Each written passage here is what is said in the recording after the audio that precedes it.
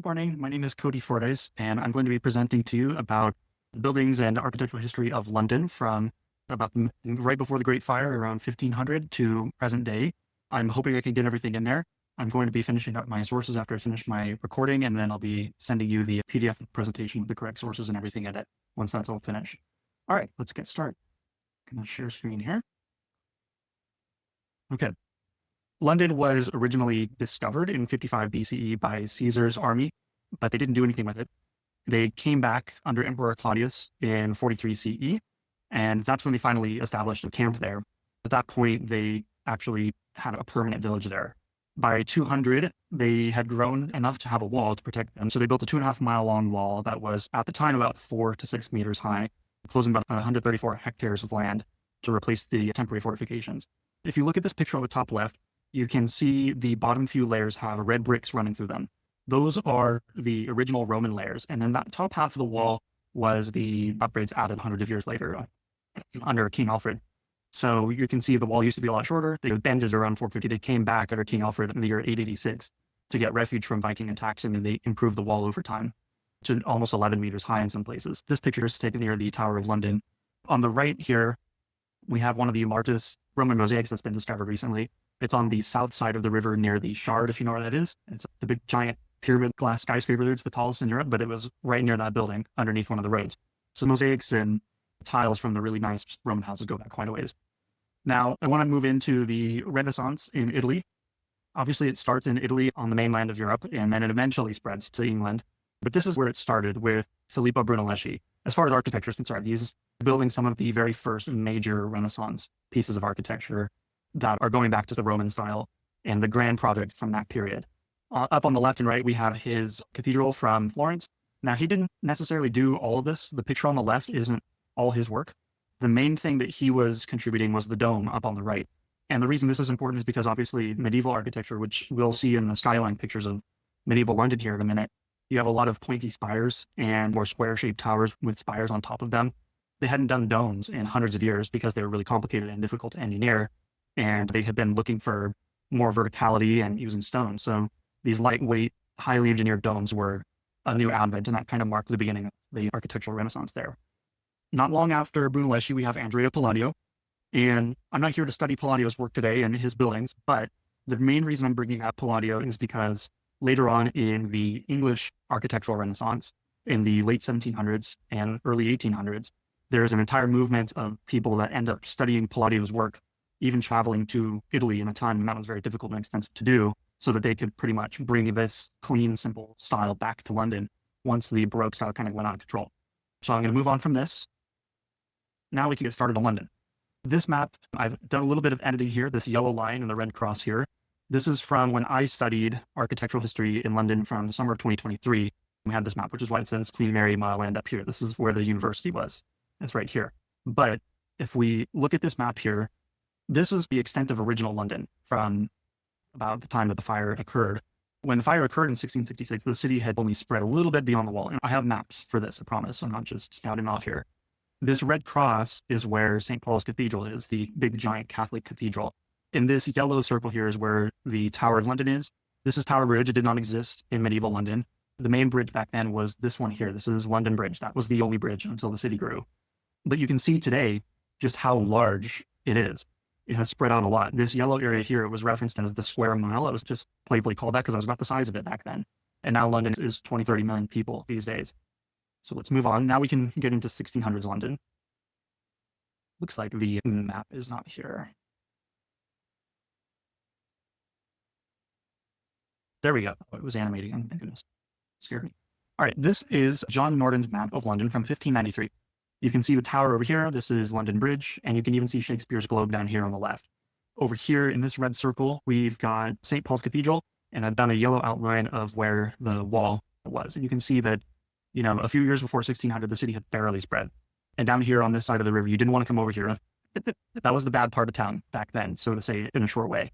But you can see, too, in this picture that there's even houses built on London Bridge because of the density. So they were using that as a place to build more houses. And I think we'll see in later pictures the heads on the spikes in front of the city gates there, too. So here we are in 1625. This is a panoramic view of London by Vischer. This is the second copy they made. I think there was an earlier copy from 1616, if I remember correctly, but there's no picture of it. So this was from that engraving a few years before this was printed. Now, if I zoom in here, we can start to see that you have a lot of pointed roofs, wooden structures. These clearly are not all stone. Only some of these buildings are stone. You have St. Paul's Cathedral here. You can see in the background, it's just a sea of wooden spires, church after church. There's so many of them. And here you have London Bridge with all the houses built up on it. And then right here, I'm going to show you the heads on the spikes to warn people as they come into the city. And then over here, we've got the Tower of London. And this whole river canal here thing, I don't think it even exists these days anymore. It's gone. But back then it was still there. And I believe down here, we even have Shakespeare's Globe is this one, I think, on the right. And there's people staring into there trying to look in. Yeah, it says the Globe right there above it. And then obviously this is the River Thames. So if you put this into context with today's map, this is just this area. And then you have this sharp curve right here. And this would be Westminster, where Buckingham Palace and Parliament are today. But those obviously did not exist yet. So Westminster was a completely separate town, like a mile away. Here on the left, it's not even shown in the picture. We'll continue here. So before the fire, this was the housing. This was common. This is a Tudor style house, probably built under the Elizabethan era. Elizabeth I was one of the daughters of Henry VIII. So during that time, there was all kinds of battles going on between the country being Catholic and going Protestant, switching to the Church of England. And then Elizabeth comes in, and this is the style of housing here. She's a lot more chill than her dad, but the country's starting to grow, the population's growing, and they're building these houses, and you can see how they're almost leaning over. You can imagine the streets used to be a lot more narrow, and these leaning over houses would nearly touch each other, according to some accounts by Pepys, I believe was his name. We'll see some information from his diaries later. And the London Fire Brigade, these houses apparently wouldn't touch. People would just throw things out the windows. The streets were filthy. You had a lot of animals living in London, and it was just a mess. It was getting a bit out of hand. The other issues that we're looking at here is that central London here, because it just grew haphazardly without any building codes, there was no real regulation on what could be there. So you had industries that were using a lot of fire. Namely, at the bottom right, you can see in this list, you've got bakeries that are baking things. You've got beer breweries that are boiling water with fire. There's furnaces, there's metal workers. There's all kinds of things going on here. Obviously, people are living here. They're cooking their own personal meals as well. And these buildings are made out of wood, and they're waterproofed using tar. So one thing goes off and you're done. And all that alcohol that they're making, as fun as it might be for all the people that are drinking it, it's very flammable as well. So this is a giant powder keg ready to go off. Now, up here on the top left, I've got a drawing of old St. Paul's Cathedral before the fire, before it was rebuilt by Christopher Wren. And on the top, I've got Westminster Abbey, and this is the original north facade. These white square-shaped towers on the right were built in the 1700s. So the main Gothic original part of the church is all this stuff here that's yellowish and older. And obviously, this isn't Westminster, so it's not subject to the fire because it's so far away by those standards back then. So this is a model of what you see of what a Gothic church would look like in England at the time. And when it was built, it would have been a Catholic church, but it was later converted to Church of England. Old St. Paul's Cathedral would have had some similar style to it, and we'll see some other pictures of it later. But most of the other churches that are in those skyline pictures, if they're not these big expensive cathedrals like this, most of them are built out of wood. And the other problem with the churches that did have some stone elements, including St. Paul's, is that when there was a lot of fire and heat, any moisture that was in the mortar or the bricks of the building between the stones, it would expand, turn to steam, and then it would microscopically explode in the mortar to where it did not work. So even though the stone technically survived, it was not structurally sound and they had to pull it down anyway. And that's what ended up happening to St. Paul's. The roof burned and there was fire inside and it didn't make it. Now, we're still not quite to the fire yet, but we are seeing some evidence of a couple of these Renaissance-style buildings sneaking into London. The first and primary Renaissance architect in London was Inigo Jones. Inigo Jones ended up being hired by the royals and was working pretty much solely for them by the time he was at the end of his career. He was the king's surveyor. And at this point in time, we have King Charles I is king. King Charles I was king during the Civil War as well. And I think we're going to get into that in a minute. But he's commissioning all these buildings. The banqueting house up here on the left, it's in between Trafalgar Square and Parliament in today's street layout. So this would have been basically like 1.5 miles or 2 miles from Buckingham Palace and St. James Palace nearby there too. And this is where they would come and have parties. The picture on the top right is the Queen's House, also by Inigo Jones. This is on the complete opposite side of town. It's on the south bank of the river, further east from central London in a place called Greenwich. And today there's a hill behind it. They have an observatory up there where they set the time zones, and the meridian line goes right through the building. And Christopher Wren did all kinds of architecture nearby this. But this was the original building at the beginning of it on this large royal estate. Now let me see if there's any difference here. I believe Inigo Jones, he also made which was very unique at the time because it was so expensive and difficult to do this, a trip to Rome to see the ruins and see the buildings, study Palladio and Brunelleschi and the other architects there too, so he could bring it back to London. He was one of the only people doing it at the time, and because of that, he became very popular. Now, in 1642 and to 1646, there was a civil war in England while Charles I was king. And this was because you can see, I don't have the picture of him in Parliament, but came into Parliament and he was throwing his weight around a little bit too much. They didn't have a constitutional monarchy yet. Parliament didn't quite have the power they do today, but they still took offense to it. Their leader, Oliver Cromwell, was not having any of it. And they accused the king of treason and they started a civil war over it because he was preventing them from meeting and trying to force his way on Parliament. After that civil war in 1646, they find him after a battle. He surrenders and they bring him back to London. He has a trial. You can see that at the top left. I believe the building that this happened in also burned down in the fire. I think it was at Guildhall, which was right in the middle of the wall. And I think there was 3 years, 1646 to 1649, before he was even executed. And in between that 3 years, even though he was in prison, there was another entire civil war between Oliver Cromwell and the Royalists again. So the country's in a lot of turmoil. And then in 1649, they eventually execute King Charles I. This is the banqueting house that I just showed you in its original form. They built a platform outside of it and they walked him out one of the windows and chopped his head off in front of the whole city. And from this point forward, for about a decade, there was no king. So for the first 9 years of that decade, Cromwell was the ruler until he died. And then for about a year after that, Parliament just flailed around, didn't really know what to do. And then they eventually invited Charles I's son, Charles II, heir to the throne, to come back to London and restore the monarchy. So he comes back.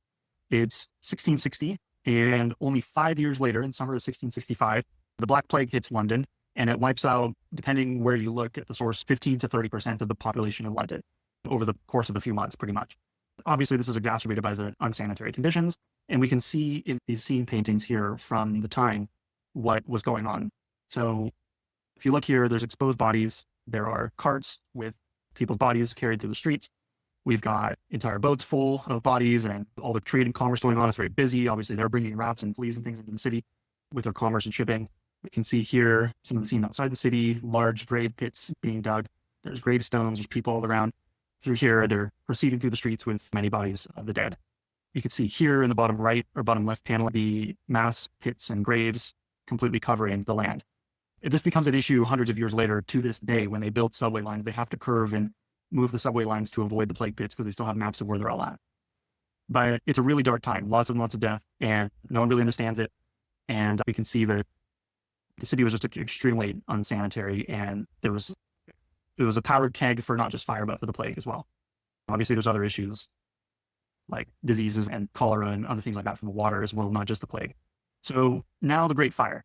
So about a year after the plague comes to London in September of 1666, the fire happens. And this is a scene of it by someone who they think was there at the time because there's some details that only an eyewitness would have. You can see St. Paul's burning in the back, and you can see London Bridge. Some of the houses have burnt down. The first house on the bridge is on fire, and the blaze stretches as far as you can see pretty much. However, the Tower of London on the right is still intact. It made it. And that's because the winds were blowing away from this perspective. And you can also see a lot of these barges and things where people were putting their things called lights. Now we have this map showing the damage. This map was taken in December, a few months after the fire. And this shows how much damage there was. Now, Tower of London is right here. We've got Tower Bridge here, not Tower Bridge, London Bridge.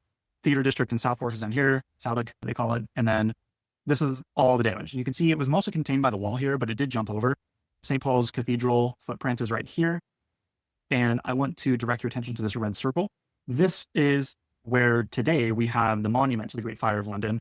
And then it's right next to his house, which is right next door, right? And Ferryner's house, if you can see this paragraph here, that was the bakery, the location where supposedly the fire started. Apparently he had his daily fires going until about 10 p.m. He supposedly extinguished them. And then 3 hours later, at 1 a.m, the fire started growing, and then his whole house was up in flames. And then by 2 hours later, people across the city can see it. According to the account by Samuel Pepys, who lives outside the wall and can see into the city, his wife wakes him up at 3 or 4 a.m. and looked like downtown's on fire pretty much. And it's spreading building to building. And people initially were not worried. They thought they were going to put it out, but the wind had started spreading it. There was drought for months before. There's no rain in sight. So all of these wood and tar structures were ready to go. So initially, we don't know how many people died. Supposedly the official account is only like 3. But that doesn't really make sense. But other than that, we do know that the streets were completely jam-packed with people trying to remove their belongings. The initial efforts to stop the fire included people with leather buckets of water. And then they had these large syringe type things made of bronze called spits. They were squirts, fire squirts. They didn't have a whole lot of tools. Other than that, they had hooks. They could just pull the house down, and it took several guys and they would just pull it over. But obviously there's still wood and rubble left behind. It doesn't do much. And meanwhile, all this stuff is burning. You've got all these flammable materials, the wood, the tar, the alcohol. It's hopeless. And let me see, I've got some more pictures here. So you can see here before the fire how everything was looking. And once again, I want to call your attention to all of the wooden spires going as far as there. I can see all the medieval Gothic style architecture. And then on the bottom, we can see just the absolute damage from all the way left to right and everything. All the barges, all the commercial ships are gone. It's just barges at this point holding people's belongings. And this arrow here is pointing to where Fariner's bakery is. And that's where the fire started. And because the winds were blowing east to west, the fire just spread all the way across the city until about Wednesday, when the winds changed and they got control of the fire. The king and his brother, the Duke of York, were even seen helping with the fire, and it was all hands on deck. They called in the Navy. Samuel Pepys, whose diary we have, he was a Navy clerk. He was advising everyone, you need to pull these damn houses down. At the end of the fire, they were going in there with gunpowder kegs and just blowing up houses. It's in the diary. It's interesting. It's just like blowing up this house, blowing up that house, blowing up that house. He's watching from the river. And they eventually are able to put a ring around it and stop it. And then he's able to save his own office as well. But people are burying bottles and cheese and belongings in the dirt, putting it on carts and moving it to the outskirts of the city on the outside of the wall to Islington, north of London, and Bethnal Green, northeast of London, and putting it in barges in the river. It's chaos. The streets are full of people. Now let's look at how the fire was put out. Here's pictures of the fire hooks, the fire squirts, and the leather water buckets. There was no centralized fire brigade at the time. It was all volunteers. Just people get out in the street. It's everyone for themselves. We covered a lot of the methods here, and we covered Pepys. Let's look at if there's anything else here that we haven't covered yet. Yeah, we've covered most of this, but everybody was putting their stuff into the cellars. We still have some glassware and valuables that we've recovered from cellars hundreds of years later from the fire that are in museums to this day. So it's a chaotic couple of days, and there were still smaller fires raging until a few days after the main extinguishing on Wednesday. So it went on for over a week. And at the time as well, I think we're going to get here in a second, just how much was destroyed here. 13,200 houses and 87 churches destroyed, including St. Paul's Cathedral, the Royal Exchange, and the Guildhall roof. Now, here's a drawing of St. Paul's Cathedral after the fire, and you can see that the walls are there. This was drawn in 1673. I would hope that the guy was there at the time or had eyewitness accounts. So the church may have still been standing just a couple years before he drew this. But the roof is all gone. A lot of the stone has collapsed, and it's just not structurally sound to keep up anyway. Now we get to the monument. So Christopher Wren and Robert Hooke, the guy that was doing microbiology studying and invented the microscope, and their sculptor from across the channel, I think he was from Denmark, they put together the monument in 1671. Now, interestingly, the monument it's bigger than Hadrian's column. It's 202 feet tall, and it has a staircase on the inside of it. And you're also supposed to be able to use it as a telescope. That was Robert Hooke's idea. But because of the wind blowing it back and forth, it ends up being too unstable to be useful as a telescope. So they put an observation deck up there, and you can go up there. What's important about the monument, if you lay it on its side, and in this picture, if you lay it on its side away from you towards one of these buildings here in the corner, just behind it, it's supposed to basically go directly into where the bakery was, where it caught on fire. So it's the distance from the bakery is the height of the column. Now, I want to show you the frieze here. They sculpted on the front. It's very symbolic as we get into the rebuilding of London. So on the left, we have scenes of destruction. On the right, we have scenes of rebuilding. On the left, on the bottom, we have Lady London with her fallen sword. Father Time is helping her up, signaling that it's going to take time to rebuild. We have Mercury with a caduceus. I hope I'm pronouncing that. It's this wand here, this decorated wand. It's supposed to represent trade and commerce and negotiation. So it's going to take time and a lot of trade, and they're going to get out of this. And then you've got the dragon, the pet dragon for the Lady of London under the rubble, which is very symbolic. The city is pinned down under the rubble, and it's representative of the people. And then you've obviously got flames here and people panicking in the street. So on the right, we're going to start with coming down the steps. You've got King Charles II with the baton. His brother is holding the wreath. That's the Duke of York. The wreath represents victory. Behind them, we've got Lady Justice with a coronet. We have Fortitude, the symbol of fortitude, with a lion on a leash underneath. And then underneath these steps, we've also got the symbol for envy. She's eating her own heart, representing that once the city is rebuilt, it will be the envy of the world. They have these high hopes. They're going to do this amazing new thing to make it the best place in the world. Now, to the left of King Charles, we have Lady Liberty, whose face is just poking out here, and she's holding up a cap that it's supposed to say Libertas, but you can't read it anymore. In the middle, this female figure is the symbol for architecture. She's holding building plans for the city of London in her right hand, and on her left hand, which is our right looking at it, she's holding a square and a compass. It's how we know she's for architecture. And on the left, we have a female figure who's supposed to represent imagination. She has a crown with children coming out of the crown that she's wearing, almost like her crown is full of ideas. That's why it's imagination. Up here on the top right, we have a building with scaffolding. We've got brick masons working. And then in the middle, going over the whole scene, we have a cloud with the symbol for plenty and the symbol for peace. So this is the attitude of Christopher Wren and the aristocrats who are going to rebuild the city going into this. Now, we end up with some ambitious plans. So in order from top to bottom, we've got Robert Hooke's plan on top, Christopher Wren in the middle, and then John Evelyn's plan at the bottom.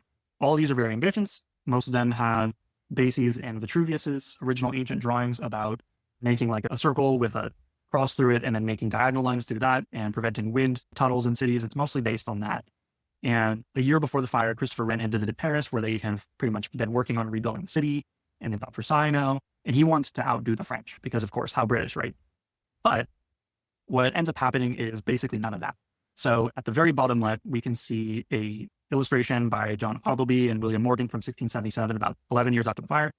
Because of property rights disputes, not much changed. The main changes included that they combined a lot of houses. So I believe that originally it was 13,200 houses destroyed, it says here, and they replaced those 13,000 houses with 8,000 houses. Larger houses, larger lots. They combined some of the lots. And then the population in this part of London went from 200,000 in the early 1660s down to 140,000 by 1700. Even 40 years later, it hadn't recovered because they reduced the density here. And that was by that time about a quarter of the population. So by that time, you take 140,000 times 4, we've got 560,000 people living here. So what I do want to show you that did change is that around St. Paul's Cathedral, they did open up a couple lots to expand the porch of the church and make it bigger. And then other than that, some of the churches were not rebuilt. And a lot of those ones that were not rebuilt, they were just left as parks. Now, in 1667, we get the Building Act, which specifies safer materials. It gives a general template, which allows for faster building because you can copy paste basically the materials, and they're very modular, made of brick. And it specifies that some of these risky industries should be moved out of town, but they never really do move out of town. They just stay there. And on the top right, you can see some of these templates. You've got small, medium, large, and then mansion size. Not very many of the mansion size houses were built in central London after the fire because most of the really rich people that could afford that moved to Westminster and out of the central area. Anyone that had a house like that, they were like a rich merchant that was trying to gain recognition in the city, basically.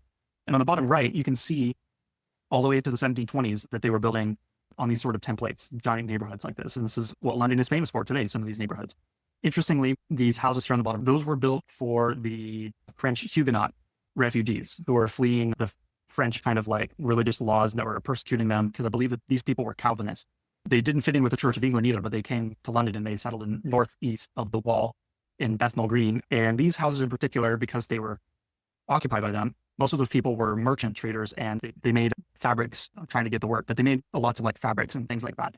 So they would make a lot of the fabrics in the studio upstairs that was mostly glass. You can see these like penthouses that are glass up here.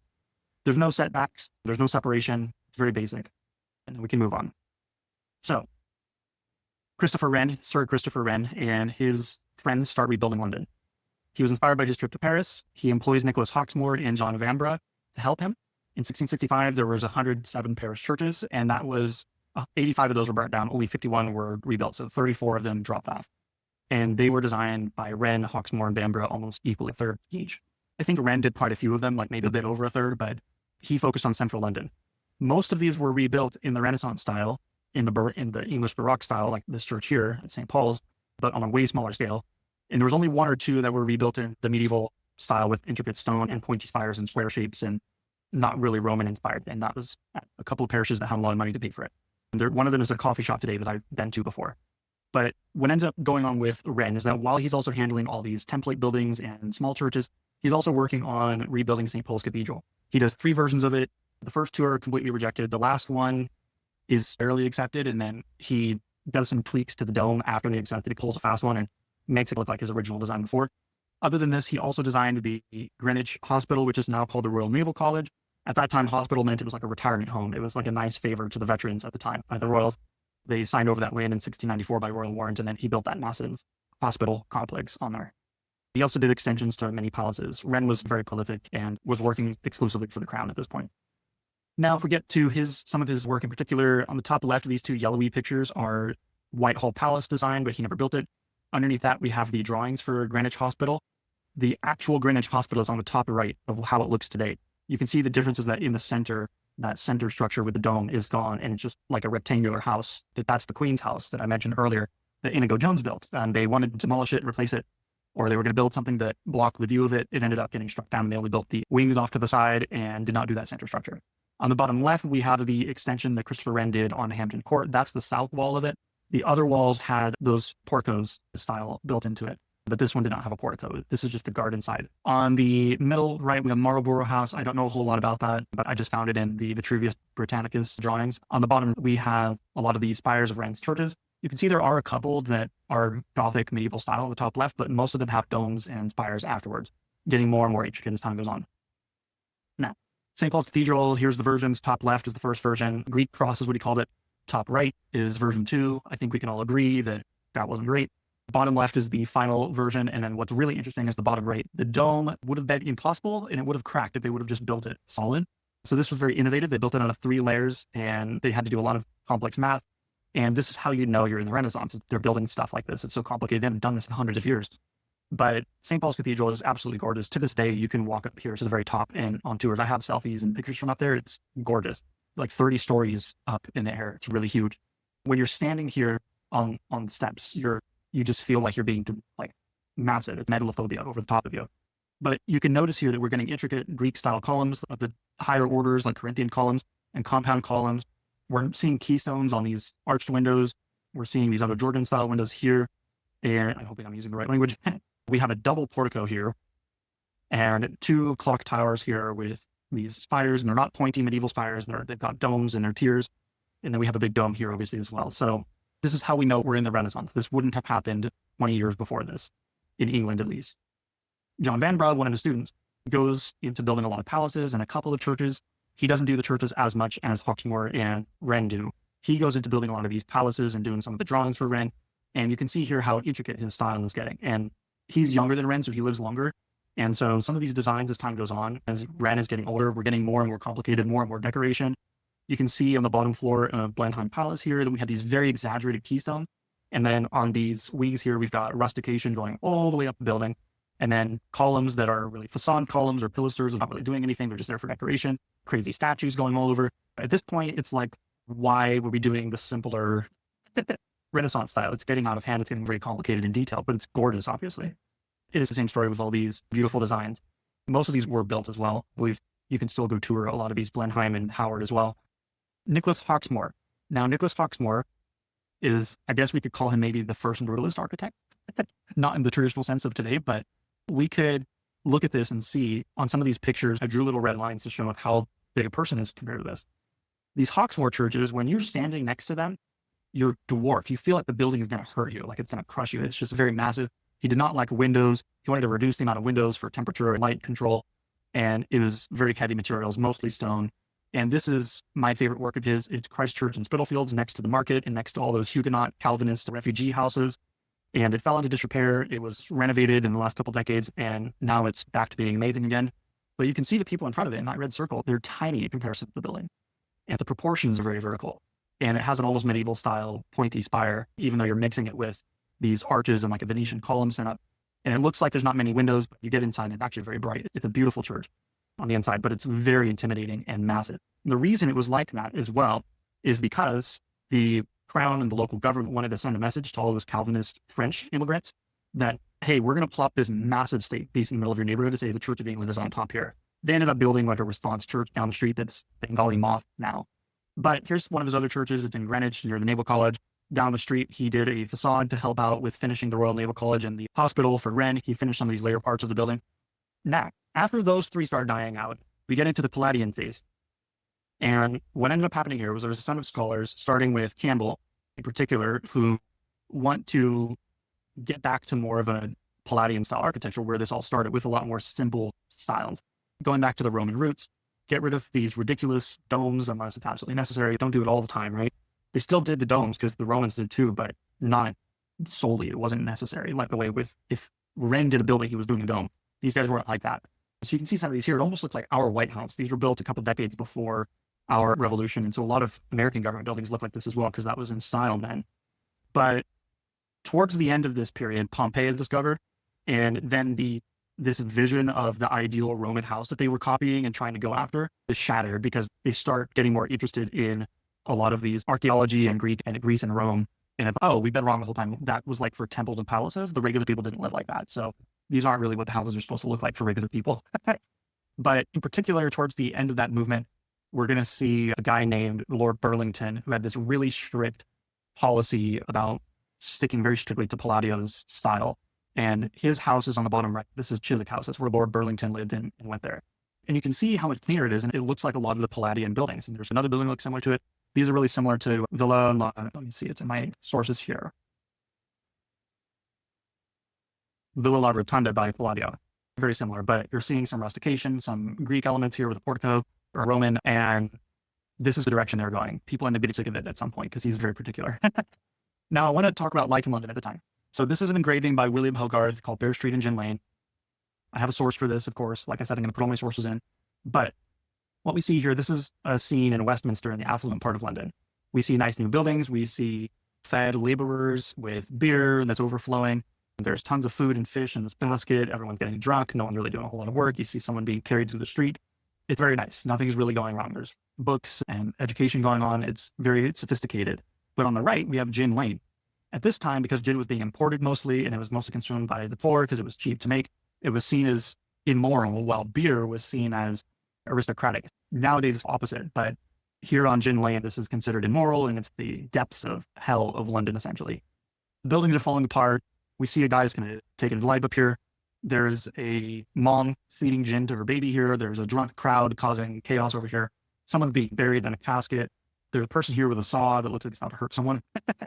These people are so hungry that they're just eating on bones. Like they used to literally make bone broth because there was no food. Gin Royal right here, good reference. You have a starving person who, despite being hungry and on the edge of death, is still drinking. And then you've got a mother who is drunk on gin, dropping her baby off the stairs. It's terrible. Horrible. But this was considered to be, even though it was a little bit of an exaggeration, you could walk through the streets and see this at the time in central London where the fire occurred and it's being rebuilt here. Which makes you wonder, who was London being rebuilt for? Now, towards the end of this period, when Wren and his students and the Palladian architects are dying off, we get into neoclassicism because, like I said, Pompeii and a lot of these other Greek sites like the Parthenon are being rediscovered. People are taking a new interest in it, writing books and bringing it back. Trade is picking up, so information is spreading. And now they know how to build accurate classical buildings, which they didn't before, which before they were just dramatic representations of classical buildings by Wren. So let's look at some of these examples here. So on the top left, we have Johnstone's Bank of England that he designed from the Tivoli corner. On the inside, it looks very Greek. I just didn't have room for a picture for it. Beneath that, we have a house that Robert Adam, another neoclassical architect, renovated in 1761. It was already built. You can see some non-neoclassical elements, but he added this portico and porch here. Below that, we have a picture of the British Museum, which looks like it's straight out of Greece, built in 1823 to 1847 by John Smirke. Beneath that, we have John Nash's Regent Street. Now, this is just one building near the end of Regent Street, but you can see this dark part of the map here on the bottom left. It is an entire street that tells a story. Because at this time, they were discovering that Greek architecture wasn't necessarily always symmetrical and it told a story sometimes. So they start engineering experiences and stories into the architecture. Views change as you go out, buildings change as you go from south to north. It's really interesting. But I don't have room to go over all of it. Let's get into the growth of London approaching 1800. We have on the top left a very detailed map by John Rock in 1746. Now remember, the Wall of London was just this area here around the St. Paul's and the Tower of London here. But you can see that it's spreading all along the river. You've got all these piers and docks over here, like the West India docks are over here. Southwark, they call it, has expanded greatly. You can see the big gardens and the Royal Mile, Buckingham Palace over here, and St. James to the side. Westminster Palace, Parliament has not been built yet. And you can see, though, however, that Westminster as the city and what's now known as Mayfair is being built quite extensively. And then to the south of all that, you've got Kensington being built as well. The city is really getting quite large and quite developed, and it's enveloping the surrounding communities. Now, in 1650, the total population of the entire area was somewhere around 400,000. And by 1700, it was 575,000. 1750, they've added another 100,000. Not very quick growth. They grew faster during the 17th century. We'll forgive them for that. But by 1800, only 50 years later, the population is already up to 950,000. So it's nearly 1 million people. It's one of the largest, greatest cities in all of Europe by this point in 1800. And you can see on the top right the opening of Westminster Bridge, because now the city is getting so big that they had to add a bridge. And in the map, you can see original London Bridge near the tower, but around that corner on the west, you've got Westminster Bridge, which has now been added. We're going to move on to Victorian London here. Now, Victorian London is benefiting from a lot of this beautiful architecture, but like I said earlier, who was it all for? Who was the architecture for? A lot of parts of London did not receive the benefits of these beautiful new buildings that were mainly built for the royals and churches. Very similar to today in some aspects. Not a whole lot has changed there. So on the top left picture behind the text, we have an illustration from Charles Dickens' Bleak House, and he was alive at the time. This is what he would see walking around to the city. It's dark, it's dirty, it's dense. You've got sometimes multiple families living on each floor of these tiny houses, along with shopkeepers and businesses on those floors. There's no plumbing, no electricity. The streets are still narrow. Houses are in disrepair after they've been built. It's a problem. It's pretty bad. There's disease. There's at one point a cholera epidemic, especially near the water fountains that are coming straight out of the untreated river. The river being charged with sewage and stuff. There's some scholars that wrote notes and diaries and articles about it at the time, but I haven't had the time to include here. But it's bad is the point. And you can read this quote from Charles Dickens if you want to see his description of what's going on here. As we're getting into the Victorian age, in 1840, we have a scholar and journalist named Augustus Pugin. And what he starts doing in 1836 is publishing these side-by-side comparisons of the Baroque style and the Palladian style next to the original Gothic style from medieval England. And this is a nationalist thing, like, why are we copying the architecture of these ancient civilizations on mainland Europe? We have our own unique form of Gothic. We should be doing this because it's distinctly English. And in that, he's building a national pride in this movement to start building Gothic again, even though they have lost a lot of these skills and technology and craftsmen to do it. And you can see some of the buildings on the bottom left. You can see this round building that's on Regent Street by John Nash. And this is a highly celebrated achievement, right? And this guy's coming in and saying, I think this would look better there, right? So it's shot across the bow. Now he goes, and even though he's a scholar and a journalist, he also starts designing buildings, and he's bringing back these Gothic style churches. So these look like they would be medieval, but they were built in the mid 1800s. They have pointy windows, pointed arches. There's pentacles and pinnacles. There's expensive stone windows with stained glass. There's very detailed pointy spires that are made of wood. The interiors are extremely highly detailed. Every square inch of the building, a lot of work put into it. And that's what he wanted, highlighting that this is possible. We can get back to it. This is better somehow. Now, after he picks up some steam, he ends up getting a request to help out with building the Houses of Parliament, because this is going to be a distinctly British building. They want it to be British, and he's cloaking all this in nationalism, so they want him to help out. Now you can see that Barry did a lot of the floor plan layouts in that floor plan there, because everything is straight. It does not look like a cathedral.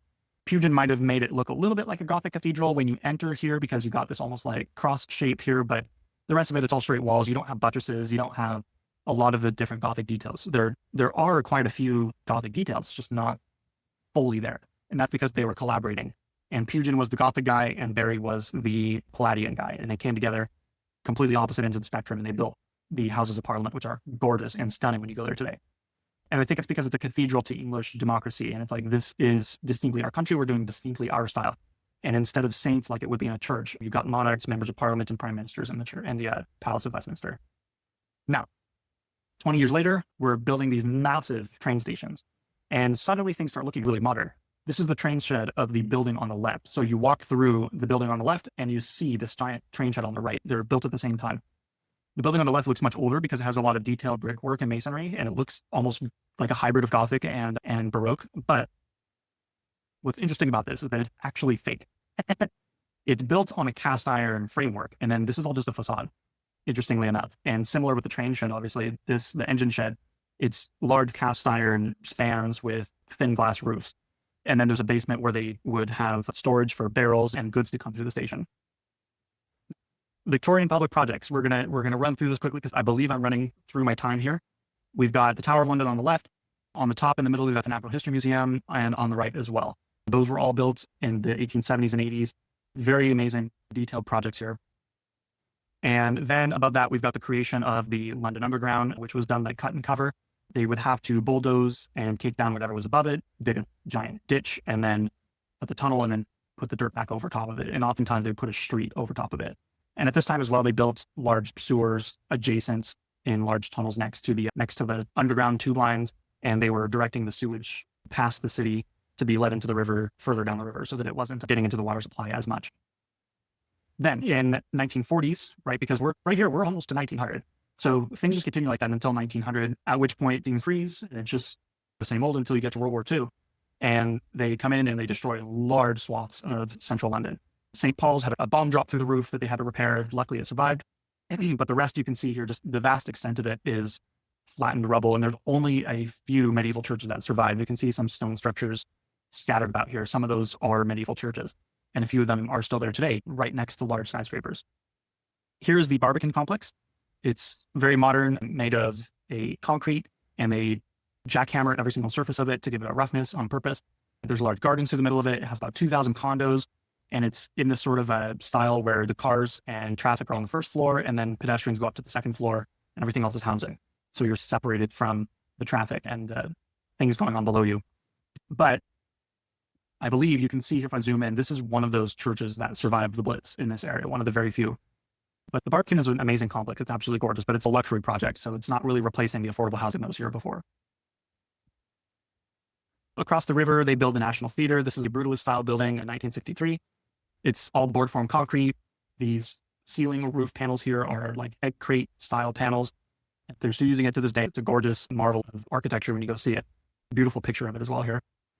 Throughout the rest of it, I want to talk about some of the more basic stuff, the normal things. We've got a lot of public housing being built. And this is what it generally looks like here on the top left. This is a typical housing estate. You'll get a lot of 2, 3, 4 level buildings that are very long next to it. And then you'll have some of these tower blocks. There's been fire issues with these in recent years as they've gotten older. So now they're starting to phase them out and rebuild them. But that's normal, dreary kind of modern 60s housing blocks for you. There's some other interesting ones, but they don't really show this stuff off. There's not many good pictures. But these ones are cool. So they do show these off. There's pictures of them. These ones on the top right and the bottom left. Now, 1990 and forward, we're seeing skyscrapers, and we have the Gherkin right here, which was designed by Norman Foster. It's one of the very first skyscrapers to ever be built using AutoCAD. And over here we have the walkie-talkie, and bottom left, we see the Tower of London.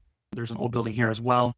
And there's just some other survivors and stuff that are scattered through here. And I believe the Barbican Center is back here. It's these brownish buildings behind the skyscrapers. And this is facing from east to west. And then over here on the right side, we have Canary Wharf as seen from Greenwich. So this is the Royal Naval College built by Christopher Wren and Hawksmoor. And then this is the house by Inigo Jones, hundreds and hundreds of years old. And across the river from that is Canary Wharf, which used to be shipping docks, which have been turned into this massive district of modern buildings and skyscrapers here in Howden. And there's also a stadium and a concert venue over here too. Now, these days, we're replacing the buildings on the left with stuff that's on the right here. So the new affordable housing in London looks a lot like this. Studio apartments an hour from the city still cost £300,000, like almost 400,000 US. So it's still not quite affordable. London's a very expensive, popular place to be. It always has, and that issue continues to play it. Now, the small scale thing I want to talk about is the crown. This is the coronation crown worn by multiple monarchs at this point. They have dozens of these things in the Tower of London, of different styles, but this is one of my favorite because it's all silver and it's very sparkly. Throughout the history of this entire city, there has been a monarch acting as an anchor and point of stability throughout history. When shit hits the fan, the monarch is there keeping everything calm, unless it's Henry VIII or Charles I. But here is Elizabeth II wearing it, and this is just such a symbolic piece of London. It's on all of the buildings. It's a symbol everywhere. Everything that's owned by the royals has a crown drawing on it. The City of London's logo, a lot of times you'll see a crown, and that's how you know you're in the downtown city of London. I just find it very special, and it's a symbol of the power and the leadership and the calm of the crown and the stability that it's always there. And that's the end of it. I know I went way over time, but it was really difficult to condense that in there. Thank you so much.